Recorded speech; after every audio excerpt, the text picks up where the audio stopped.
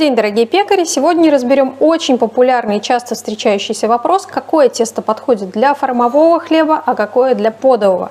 И можно ли то тесто, которое для подового хлеба, печь в форме и наоборот. Прежде чем приступить к этому разбору, хочу вам напомнить, что есть кнопочка «Подписаться». Почему-то только половина моих зрителей подписывается на канал. А если вы подпишетесь, вы будете видеть все новые сюжеты. А YouTube будет понимать, что мои видео полезны и будет показывать их большему количеству новых зрителей. Пусть домашних пекарей становится больше, поэтому подписывайтесь. Итак, приступаем. Здесь у меня тесто. Я думаю, даже если я вам задам загадку, какое здесь тесто, наверное, половина из вас быстро отгадает. Тесто тыквенное, на тыквенный хлеб. Очень я его люблю, очень часто делаю. И здесь у меня замешана большая порция как раз на два вот этих хлеба. И сегодня я разделю это тесто на две части, абсолютно одинаковые по весу. Разложу в форму и в корзину. И мы посмотрим, какой результат получится. Давайте сейчас разделим. Я сделала в этот раз даже более влажное тесто, чем обычно. Больше добавила тыквенного пюре. Видите, такое липковатое, оно нежное очень. По 945 граммов у меня два кусочка теста. Сформовала два хлеба, круглую заготовку в круглую корзинку, продолговатую формовку в форму. Принцип этой формовки я показывала, оставлю ссылку в описании, посмотрите. Обязательно накрываем на расстойке от заветривания, чтобы не образовывалась корочка. Либо полиэтиленовый пакет, либо пленка, либо все что угодно, что защитит от подсыхания ваши заготовки. Оставляю расстаиваться. За 16 часов оба хлеба у меня хорошо подошли. Формовой никак к выпечке готовить не нужно. Это сейчас я надрежу. И выпекать я буду их одновременно, чтобы условия и расстойки, и выпечки были одинаковые. А потом мы сравним, что же получится. Хлеб у меня готов к посадке в духовку. Отправляю его выпекаться и засекаю время. Первые 15 минут, как обычно, с паром. Печем и тот, и тот.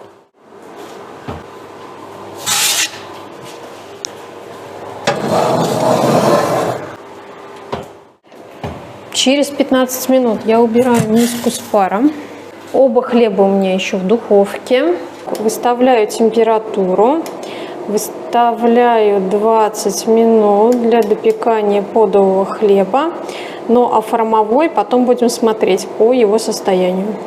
Только что достала я тыквенный хлеб. Готов он у меня. И формовой, и подовый. Как вы видите, он у меня был сильно хорошо расстоен, поэтому подовый у меня невысокий получился, но формовой красавец. Если вам нравится формовой, пеките такой. Видите, он тоже замечательный. Но мы сравним мякиш позже, потому что все делать ради мякиша. Давайте сейчас сравним по загару, скажем так, и внешнему виду, но хлеба одинаковые на самом деле, потому что цвет корочки у них одинаковый. Тут чуть больше муки, поэтому он более белесый. Этот более зажаристый и румяный. Оба красивые. То есть на внешнем виде, скажем так, формат выпечки у нас не сказывается. И тот красивый, дело на любителя. Самое главное внутри — это какой мы получим мякиш. Это мы проверим после полного остывания. Оставляем на несколько часов. Ну и, наконец, давайте завершать этот наглядный эксперимент. Хлеб у меня остыл. Пора его разрезать. Кстати, я вам сразу говорила, что я сделала тесто более влажное, чем оно обычно у меня бывает. Поэтому подовый у меня стал немножко такой расплывчатый. Плюс тесто уже было на грани перерастоя. А формовой за счет формы, видите, прекрасно поднялся. Поэтому стереотип, что для формового хлеба нужно более плотное тесто, более густое, это неправда сразу. То есть вы видите, в формовом варианте хлеб получился великолепный. Вот такой вот он получился на разрезе подовый. Для этого хлеба структура непривычная. Обычно он более такой плотненький и более структурный. Вот видите, у меня получился он такой нежненький и крупнопористый. Ну, средний скорее пористый. Необычный мякиш, потому что более влажный. Что у нас? Какой мягкий, классный. В формовом варианте. А в формовом варианте у нас похожий мякиш. Чуть-чуть мельче поры. где-то не чуть-чуть, в половину. То есть, смотрите, тесто было одинаковое, бродило оно одинаковое время, растаивалось оно одно и то же время, выпекались они одновременно.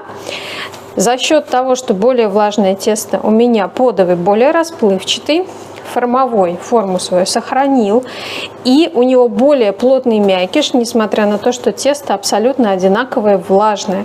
Да, у него поры в 2 раза мельче. То есть создается впечатление, как будто здесь тесто было гуще. На самом деле нет, тесто было одинаковое. Почему так происходит? Потому что здесь высота теста больше, соответственно, давление массы выше, и поры получаются мельче. И хоть у нас форма и дает ему хорошо вырасти, подняться вверх, за счет вот этой массы у нас поры получаются помельче.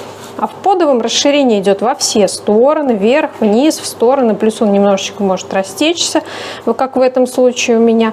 И поры у нас растут свободно во все стороны. При этом, понимаете, да, по высоте, естественно, давление массы меньше. Ну, вот такой результат. Не имеет значения, какую форму хлеба вы предпочитаете. Круглую, овальную, квадратную, треугольную, формовую, подовую. Форма у вас будет круглая или кирпичиком. Выбирайте то, что вам нравится на внешний вид. Выбирайте то, что у вас легко помещается в духовку. Например, формового хлеба больше помещается в духовку, чем подового. Выбирайте то, что вам удобно для использования. Может быть, вы любите прямоугольные ровные бутербродики, а может быть, вы любите вот такие красивые краюхи. Все на ваш вкус. Любое тесто можно печь как в форме, так и без. Здесь только ваша фантазия и ваш выбор. Не забывайте поставить лайк этому видео, обязательно подписаться на мой YouTube канал и подписаться на Дзен. Тогда больше домашних пекарей увидят эти видео и эксперименты. И нас станет больше. Это здорово.